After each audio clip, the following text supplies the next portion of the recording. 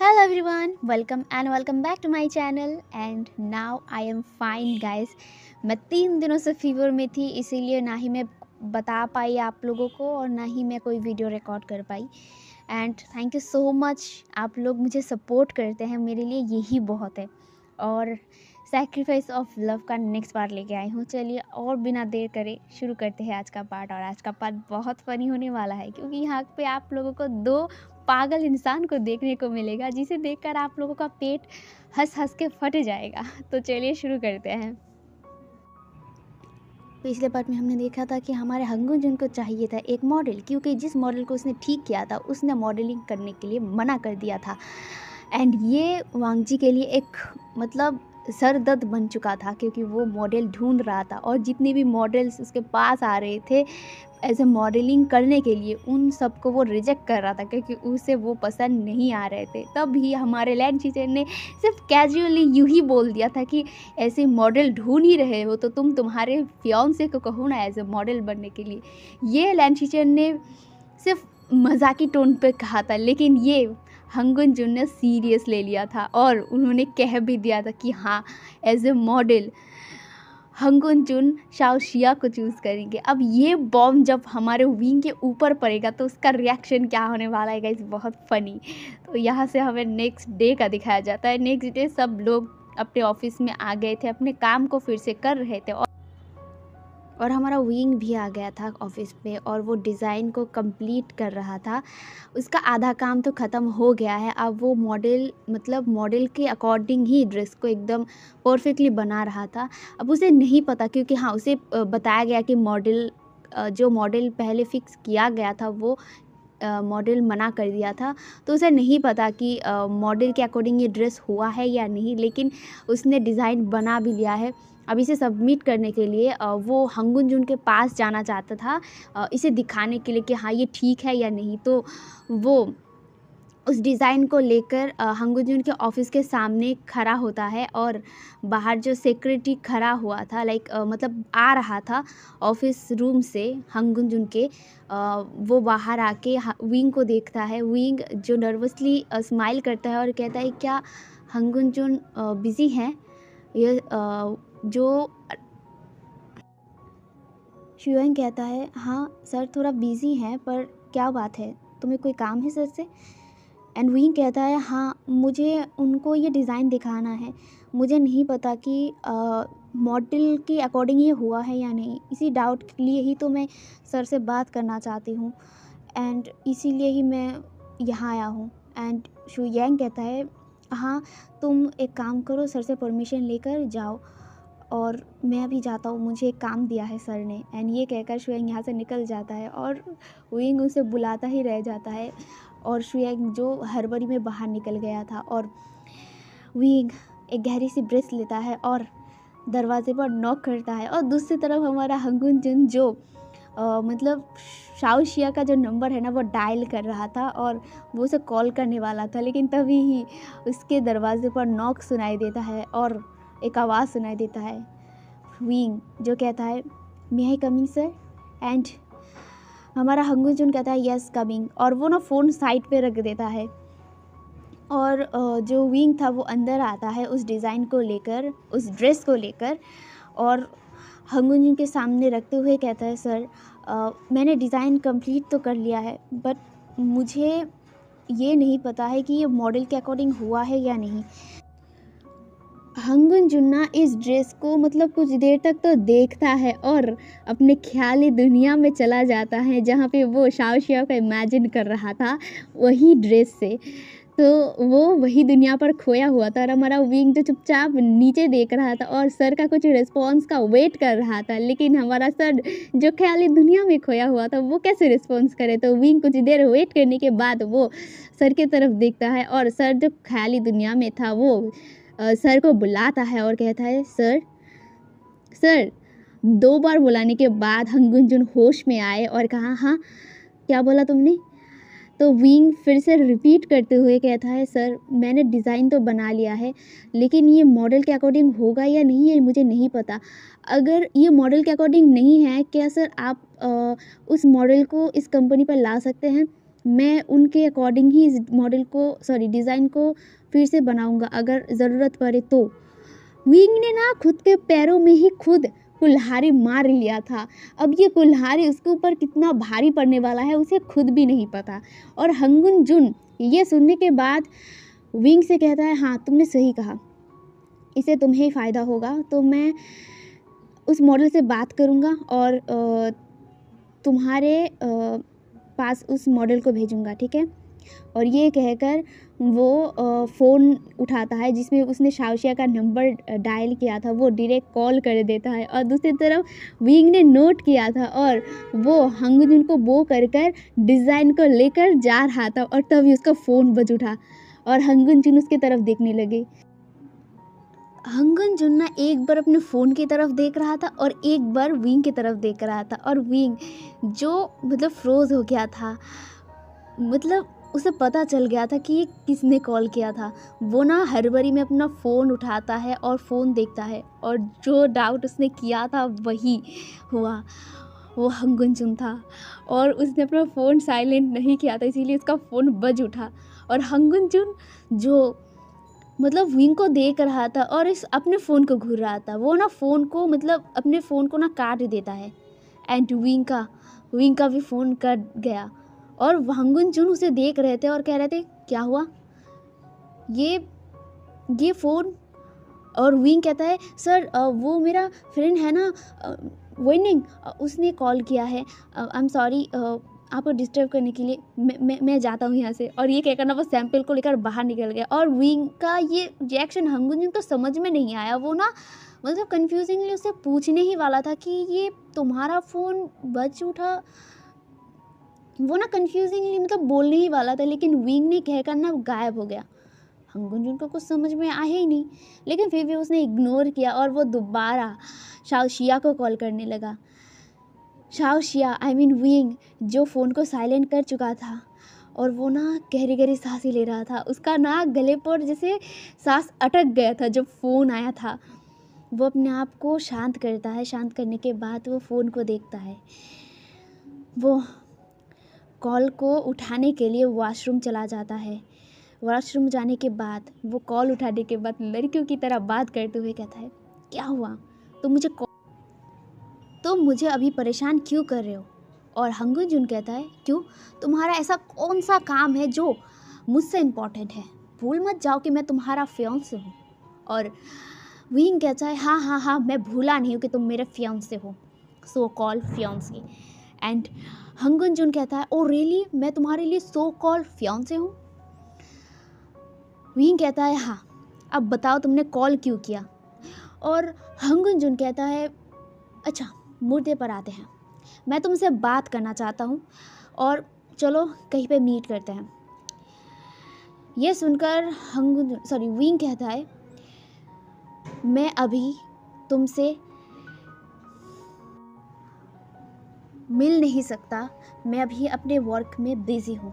ये सुनकर ना हंगजुन को ना गुस्सा आ गया और वो कहा, ऐसा कौन सा काम तुम करते हो जो मुझसे भी ज़्यादा इम्पोर्टेंट है, और सबसे बड़ी बात तुमसे भी ज़्यादा मैं बिज़ी रहता हूँ, लेकिन फिर भी मैं तुम्हारे लिए वक्त निकालता हूँ, तुम्हारे साथ बात करता हूँ, या फिर मैं कह सकता हूँ मैंने जितना टाइम मैंने अपने वर्क को दिया है उतना भी टाइम मैंने तुम्हें भी दिया है, और तुम्हारे पास मेरे लिए थोड़ा वक्त नहीं है। सच में लगता है मुझे मिस्टर शाओ से बात करना पड़ेगा तुम्हारे बारे में। ऐसा कौन सा काम मिस्टर शाओ तुम्हें देते हैं जिसकी वजह से तुम मुझसे बात नहीं कर पाते हो। एंड ये सुनकर ना विंग डर गया था और वो कहता है, अरे तुम बीच में मेरे फादर को क्यों ला रहे हो। देखो पहली बात, मैं बिजी रहता हूँ हाँ अपने डिज़ाइनिंग को लेकर, और दूसरी बात मैं सिर्फ ऑफिस में वर्क नहीं करता हूँ, मैं अलग से भी घर में बैठकर डिज़ाइन बनाता हूँ, तो मेरा वक्त ऐसे ही निकल जाता है, तो मेरे पास टाइम नहीं रहता है, और इसके लिए तुम फादर को क्यों खींच रहे हो। और हंगजुन कहता है, अच्छा ठीक है, मैं तुम्हारे फादर को नहीं खींचूँगा, लेकिन मैं तुमसे मिलना चाहता हूँ, तो बताओ तुम कहाँ मिलना चाहते हो। अगर तुम कहो तो मैं तुम्हारे घर आ सकता हूँ तुमसे मिलने। एंड विंग वो एक ही झटके में कह देता है नहीं, बिल्कुल नहीं, क्योंकि उसे याद आ जाता है कि उसने पहली बार जब शाओशिया के रूम में हंगुंजुन के साथ मिला था तो क्या कांड हो गया था। तो वो दोबारा वही सीन देखना नहीं चाहता था और करना नहीं चाहता था, इसीलिए वो बिल्कुल मना कर देता है। और हंगुंजुन कहता है अरे मैंने तो अभी ठीक से बोला भी नहीं और तुमने मना कर दिया, बड़ा अजीब फियांसे हो तुम मेरा। तुम्हें तो पहले मुझे बुलाना चाहिए, मेरे से बात करना चाहिए, मेरे साथ चिपकना चाहिए, लेकिन तुम मुझसे इतना दूर क्यों भागते हो? मुझे ऐसा क्यों लग रहा है कि तुम मुझे इग्नोर करते हो? बात क्या है शाओशिया? देखो, अगर मुझे ऐसा कुछ पता चला कि तुम मेरे पीठ पीछे कुछ अलग कर रहे हो ना, तो उसका अंजाम बहुत बुरा होने वाला है तुम्हारे लिए। एंड विंग का ना गला सूख रहा था, क्योंकि सच में एक बड़ा कांड शाओशिया और वो मिलकर कर रहे हैं, हंगुंजुन को उल्लू बना रहे। वो ना अपने आप को संभालता है, विंग अपने गले को साफ करता है और हंगुंजुन से कहता है क्यों, तुम्हें ऐसा क्यों लगता है? और तुम तो मुझे अपना फियांसे मानते हो, तो फियांसे से तुम डाउट कर रहे हो? तुम्हें डाउट हो ही रहा है तो तुम एक काम करो ना, मेरे बारे में इन्वेस्टिगेशन करो। और ऐसा तो नहीं कि तुमने मेरा बायोडाटा नहीं देखा है। एंड हंगुंजुन कहता है हाँ मैंने देखा है। अच्छा छोड़ो, तुम कहाँ मिलना चाहते हो ये बताओ, मुझे तुमसे अर्जेंटली बात करना है। एंड विंग कहता है एक रेस्टोरेंट पर मिलते हैं, बट घर पर नहीं। ये सुनकर हंगुंजुन कहता है ठीक है, तुम लोकेशन दो, मैं वहीं पे तुमसे मिलूँगा। और विंग हाँ करता है और फ़ोन काट देता है। एंड वो ना अपनी सांस को मतलब अप एंड डाउन कर रहा था, क्योंकि उसे ना मतलब हंगुन से बात करने में ना पता नहीं क्यों इतना मतलब ऑकवर्ड भी लगता है और उसे डर भी लगता है कभी कभी। फिर भी वो अपने आप को मतलब काम कर रहा था, शांत कर रहा था और कहता है अब ये कौन सा लोचा है, अब वो करना क्या चाहता है, मुझसे मिलना क्यों चाहता है, इसे क्या शांति नहीं मिलता मुझे एक वक्त परेशान करने के अलावा। वो ना बस आगे बढ़ता है और वो चला जाता है अपने डेस्क पर काम करता है और मतलब एक लोकेशन ढूंढने की कोशिश करता है कि वो कहाँ मिले। तो वो एकदम हंगुंजुन के जो ऑफिस से तकरीबन 10 मीटर की दूरी पर एक रेस्टोरेंट पर हंगुंजुन को बुलाता है। वो लोग रात को मिलने वाले थे क्योंकि दोनों ही बिजी थे, हंगुंजुन भी बिजी था और विंग भी बिजी था, इसीलिए विंग ने ही कहा था कि रात को मिलेंगे। तो हाँ, हंगुंजुन ने भी मान लिया था। तो ये सब बातें ना विंग ने शाओशिया को भी बताया था। शाओशिया भी सोचती है आखिर हंगुंजुन को ऐसा कौन सा बात करनी है कि वो डायरेक्ट बात करने के लिए, मिलने के लिए बुला रहे हैं। वो भी सोचती है, लेकिन उसके दिमाग में कुछ नहीं आता, वो सिर्फ मतलब सोचती है और कुछ नहीं। तो यहाँ से हम इसे शिफ्ट करके शाओ कॉरपोरेशन का दिखाया जाता है। शाओ कॉरपोरेशन पर जो मिस्टर शाओ अपने वर्क्स को रिलेटेड कुछ मीटिंग कर रहे थे और मीटिंग ख़त्म होने के बाद उनके पास एक कॉल आता है। एंड कॉल उठाने के बाद फ़ोन पर जो सुनते हैं उसके बाद वो कहते हैं ठीक है मैं बात करूँगी उससे। एंड ये कहकर वो फ़ोन काट देते हैं। तो वो अपने ऑफिस रूम पर जाते हैं। जाने के बाद वो कुछ पेंडिंग फाइल को कंप्लीट करते हैं। करने के बाद वो अपने सेक्रेटरी को बुलाते हैं एंड कहते हैं कि तुम शाओशिया को बुलाओ। एंड सेक्रेटरी जाता है और शाओशिया को बुलाता है। शाओशिया जो ऑफिस पर ही था, ऑफिस पर वो अपने कुछ काम कर रहा था कंप्यूटर पर। तो वो आता है मतलब जो सेक्रेटरी थी वो आती है और कहती है कि सर ने आपको बुलाया है। तो शाओशिया भी जाती है अपने फादर के पास। फादर के पास जाने के बाद शाओशिया की जो फादर थी वो उसे बैठने के लिए कहता है। तो शाओशिया बैठती है और कहती है क्या हुआ फादर, आपने मुझे अर्जेंटली बुलाया? और मिस्टर शाओ कहते हैं बेटी मुझे तुमसे कुछ बात करनी है। तो शाओशिया कहती है हाँ बोलिए क्या हुआ? मिस्टर शाओ कहते हैं कि तुम्हारे लिए एक ऑफ़र मिला है मुझे। तो शाओशिया शॉक्ड होती है, कहती है ऑफ़र मिला है? कैसा ऑफ़र और कौन सा ऑफ़र? एंड मिस्टर शाओ कहते हैं तुम्हारे लिए लैंड कॉरपोरेशन से एक ऑफ़र आया है लैंड कॉर्पोरेशन का नाम सुनकर ना जो शाओशिया थी ना, उसका दिल ना धड़कने लगता है। वो सोचता है अब क्या हो गया, अब क्या करने वाला है ये हंगुन जुन। वो ना डरते डरते मतलब हकलाते हुए कहता है, फादर कौन सा है फॉर। और जो मिस्टर शाओ थे वो कहते हैं, मेरा दामाद यानी कि तुम्हारे फियांसे चाहते हैं तुम्हें एज अ मॉडल उनके कंपनी पर काम करने के लिए, और वो चाहते हैं तुम एज अ मॉडल बनो उनका।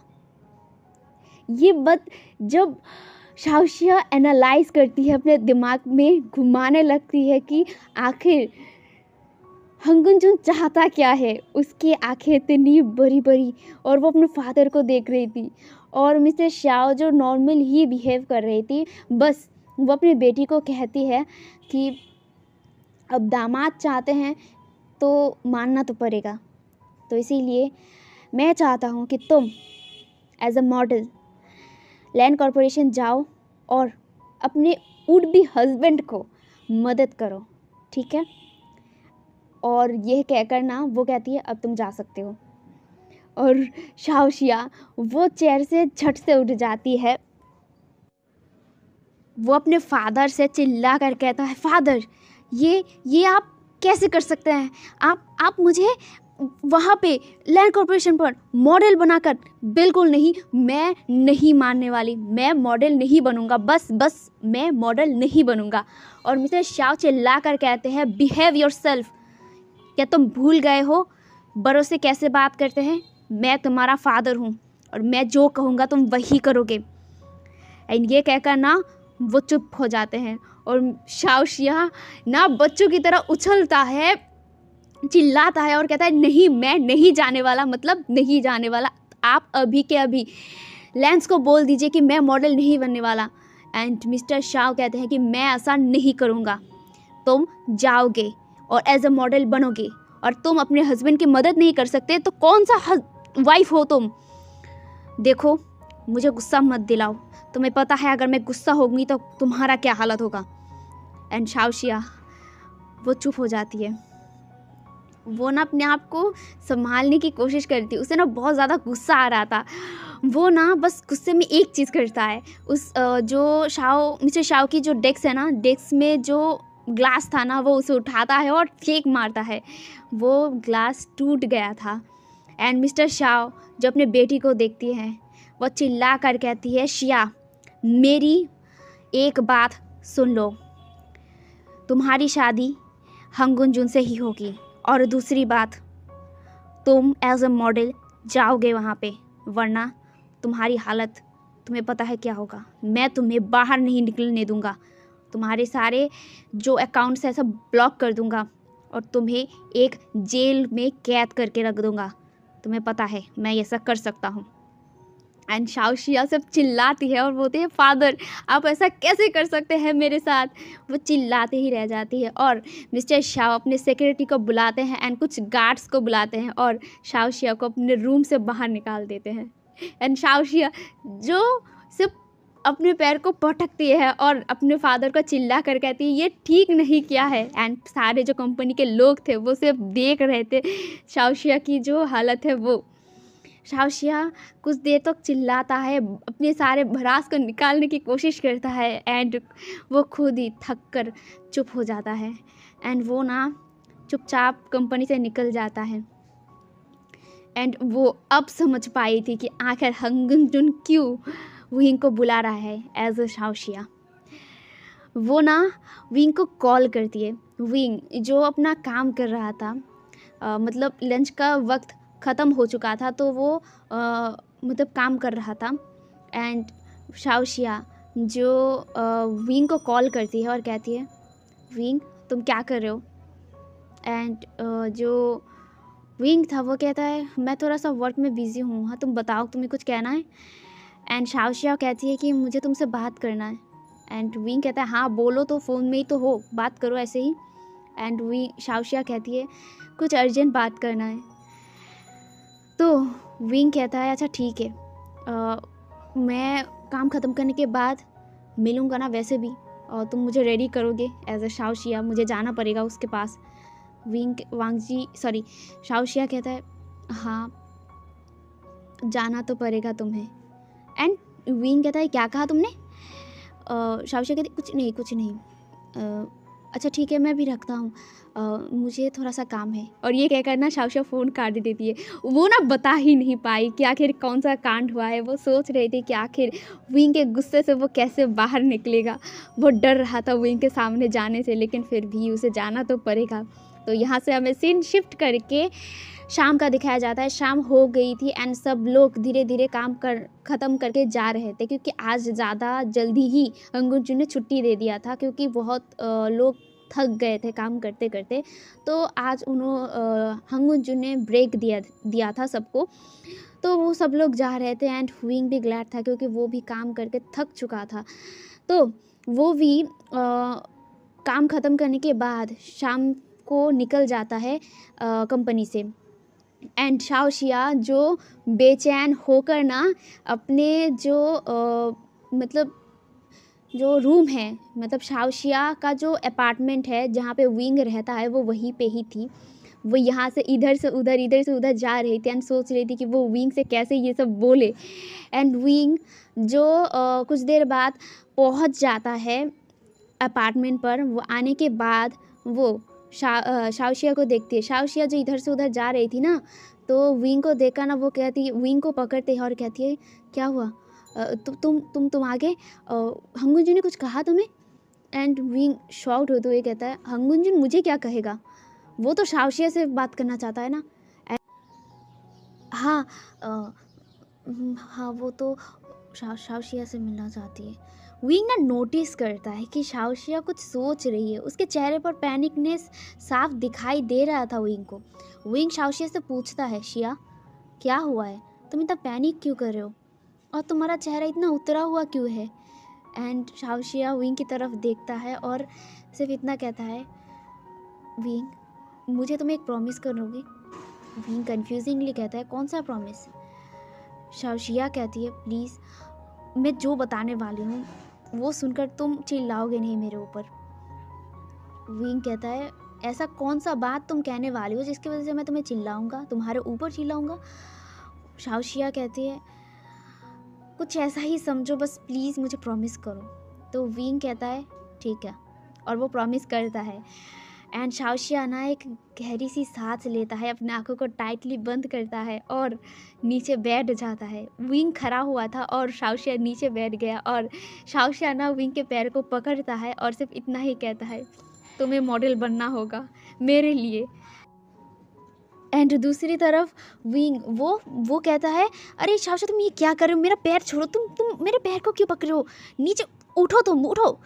और शाओशिया जो और टाइटली से पकड़ लेती है और कहती है प्लीज़ प्लीज़ एक बार फिर से मदद कर दो मेरे लिए, प्लीज़ मेरे लिए मदद कर दो, प्लीज़ प्लीज़ एक बार फिर से। और विंग कहता है पहले तुम ठीक से बोलो मुझे कि क्या हुआ है, और तुम मेरा पैर छोड़ो, तुम मेरा पैर क्यों पकड़ रहे हो? और शाओशिया कहती है नहीं, मैं तुम्हारा पैर छोड़ दूँगा और तुम चले जाओगे, तुम भाग जाओगे, प्लीज़ मत भागो, मेरे को प्लीज़ हेल्प कर दो, इस बार मदद कर दो, मैं तुम्हारे पैर को पकड़ के रखूँगी जब तक तुम मानोगे नहीं। एंड विंग कहता है क्या मानूँ, मुझे पहले समझने तो दो कि तुम क्या बोल रहे हो मुझे। शाओशिया कहती है कि हंगुन ने एज अ मॉडल तुम्हें चूज़ किया है, शाओशिया को चूज़ किया है, और तुम्हें मॉडल बनना होगा। मैंने बहुत कोशिश की है फादर को रोकने के लिए, लेकिन फादर नहीं माने। फादर सिर्फ मुझे इतना कहा है कि तुम्हें मॉडल बनना होगा, मतलब मुझे मॉडल बनना होगा, बस मैं नहीं कर सकती। अब तुम शाओशिया बने हो और तुम्हें ही मॉडल बनना होगा। मैंने बहुत कोशिश की फादर को रोकने की, लेकिन फादर नहीं रोक रहे हैं, और फादर मुझे बहुत डांटे हैं। और मुझे अगर मैंने और ज़्यादा ज़बरदस्ती की तो वो सच में मुझे बंद करके रख देंगे घर पर, और मैं बाहर भी नहीं आ पाऊँगा। एंड विंग जो इतनी देर तक मतलब शाओशिया के हटाने की कोशिश कर रहा था, और ये जब सुना ना विंग ने, वो ना मतलब रुक गया था। जो इतनी देर से वो शाओशिया को उठाने की कोशिश कर रहा था ना, वो स्ट्रगल वो रोक दिया, और वो ना स्टन्डली एकदम फ्रोजली खड़ा हो गया। और वो सोचने लगा कि आखिर शाओशिया ने कहा तो कहा क्या। और ना वो कुछ देर तक तो एकदम साइलेंट रहता है, एंड शाओशिया भी साइलेंट रहता है, क्योंकि उसकी हिम्मत नहीं होती बात करने की। एंड विंग एकदम फ्रोजली खड़ा था। बाद इसके बाद वो खुद को मतलब एकदम इमोशनलेस होकर ना शाओशिया को देखता है। शाओशिया जो अपने आंखों को बंद करके रखी थी क्योंकि उसे पता है कि विंग कितना ज़्यादा गुस्सा करने वाला था, तो इसीलिए उसने अपने आंखों को बंद कर लिया था टाइटली और विंग के पैरों को एकदम जकड़ के रखा था। उसे लग रहा था कि विंग ये सुनकर भाग जाएगा, सच में भाग जाएगा। विंग ना कहता है एकदम मतलब कोई इमोशन नहीं, वो सिर्फ इतना कहता है उठो। शाओशिया पहले ना करती है, मना करती है। विंग दोबारा और थोड़ा सा रूड टोन में कहता है उठो। एंड फिर जाके शाओशिया उठी थी। उठने के बाद वो ना अपने सिर को नीचे कर लिया था और विंग ना शाओशिया को देख रही थी एकदम। वो कुछ देर एकदम उसे घूरता है, घूरने के बाद ना वो अचानक ना हंसने लगता है। पहले वो हंसी थोड़ा मतलब धीरे था, फिर ना धीरे धीरे ये हंसी ज़ोर ज़ोर से हंसने लगा था। वो इतनी ज़ोर ज़ोर से हंसने लगा था कि शाओशिया भी उसे देखने लगी थी। विंग पागल की तरह हंस रहा था और शाओशिया को देख रहा था। विंग के जैसे चेहरे पर ना ऐसा था कि वो पागल हो जाएगा, सच में वो पागल हो जाएगा और कितना बर्दाश्त करेगा वो पागलों की तरह हंस रहा था और शाओशिया को देख रहा था। और ऐसे ही हंसते हंसते ना कब ये हंसी रोने में बदल जाता है उसे खुद भी नहीं पता चलता। वो रोते हुए कहता है हाय मेरा ज़िंदगी, हाय मेरा किस्मत, मैं कहाँ पे आकर गिर गई हूँ। मेरा किस्मत हमेशा क्यों डबल मीनिंग गेम खेलता है मेरे साथ। और वो शाओशिया की तरफ देखता है और कहता है अब मैं क्या करूं शिया, अच्छा एक काम कर सकते हो, मुझे तुम मार डालो, ठीक है, किस्सा यहीं पे ख़त्म हो जाएगा, तुम मुझे मार ही डालो। मैं और ना ज़िंदा ही रहना नहीं चाहता। इस दुनिया में मेरे लिए है ही क्या, सिर्फ ट्रबल्स और कुछ नहीं। मेरे ज़िंदगी ना एकदम मतलब मुश्किलात से घिरा हुआ है। मैं कभी क्या हैप्पीनेस डिज़र्व नहीं करता?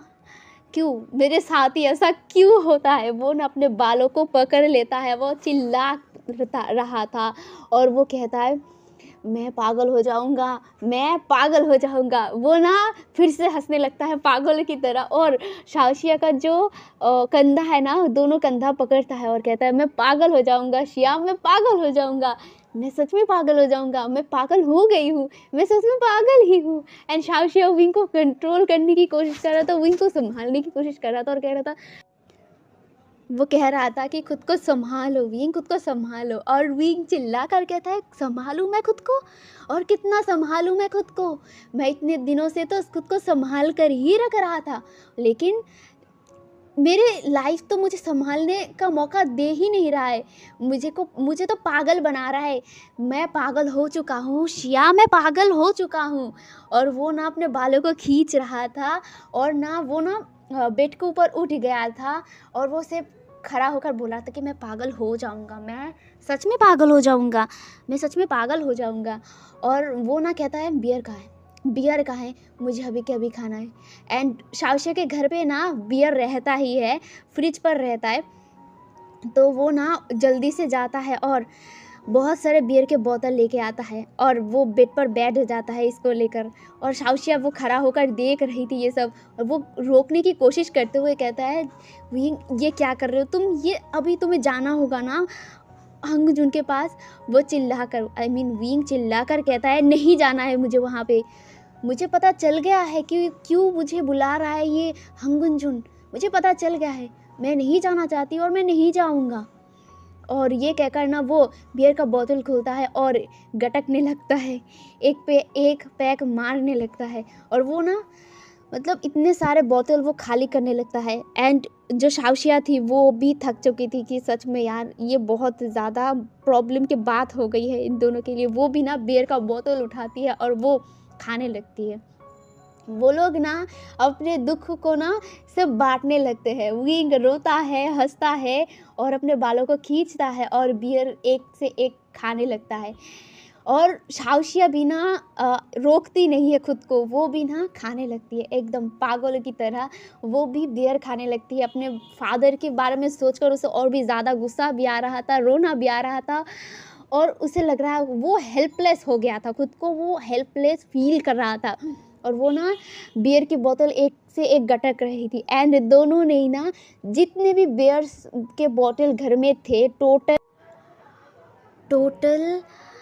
10 बियर के बोतल थे। वो लोग 5 करके ना 10 बियर के बोतल ख़त्म कर चुके थे। एंड वो लोग ड्रंक भी हो चुके थे। वो लोग ड्रंक होके पागलों की तरह हरकत कर रहे थे।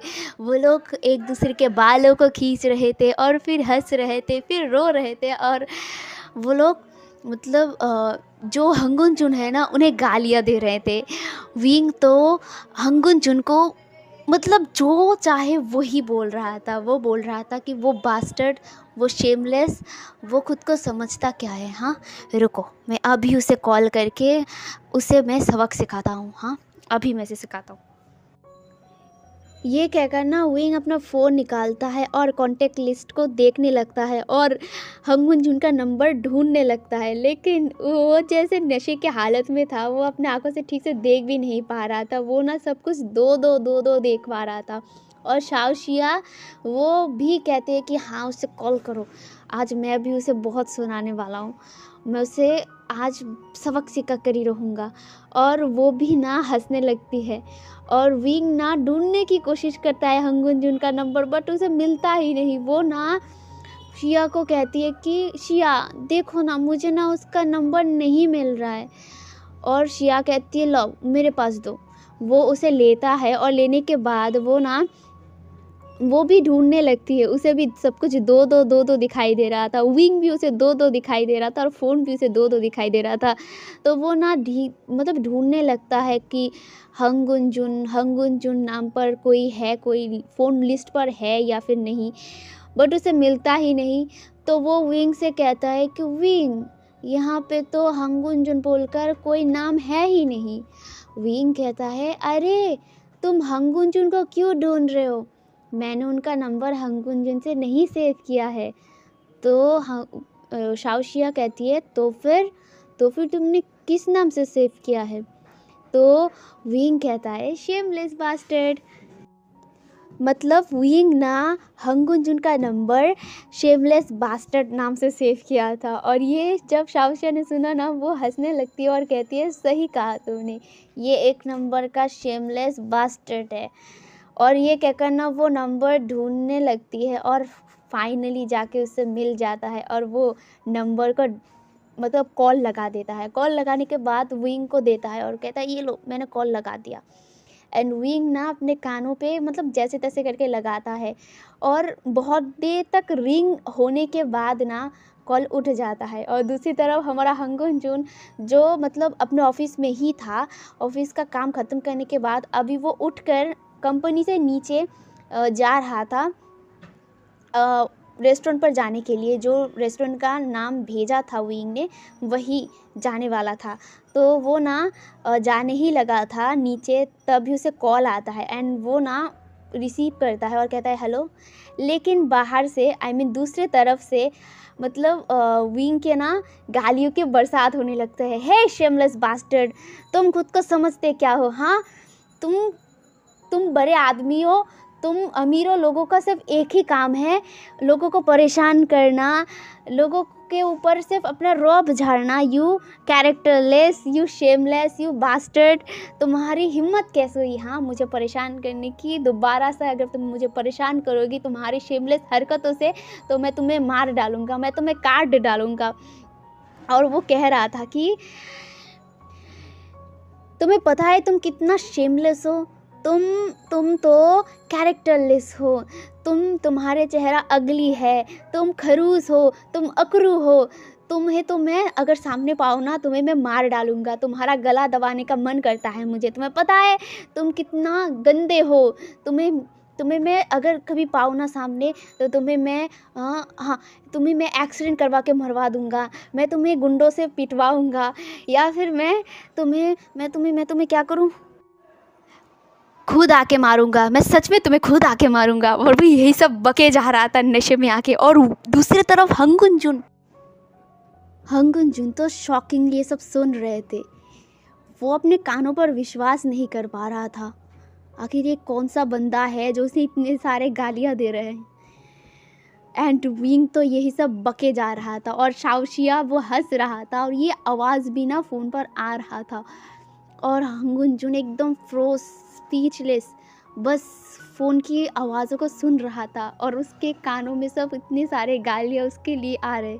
वो तो बेचारा अपने फियांसे से मिलने के लिए जा रहा था, आज अच्छे मूड में था और अपने फियांसे को बताने वाला था कि हाँ वो एक मॉडल बन जाए उसके लिए, लेकिन बेचारे को इतने सारे गालियाँ पड़ गए।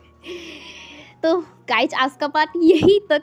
तो कैसा लगा आज का ये फ़नी पार्ट? कल भी फ़नी पार्ट होने वाला है। आखिरकार हंगुन जुन का ये गालियाँ सुनने के बाद उनका रिएक्शन क्या होने वाला है, ये देखना तो बहुत मज़ेदार होने वाला है। और हाँ, तो कौन कौन कल के पार्ट के लिए एक्साइटेड हैं प्लीज़ कमेंट में बताना। गाइज आप लोग कमेंट नहीं कर रहे हो, हाय मेरा दिल दुखता है। आप लोग अगर कमेंट नहीं करते हो तो प्लीज़ कमेंट में ज़रूर बताना कि कौन कौन एक्साइटेड है और आज का पार्ट कैसा लगा ये भी ज़रूर बताना, ठीक है? तो आज के लिए यहीं तक। Good night, bye bye.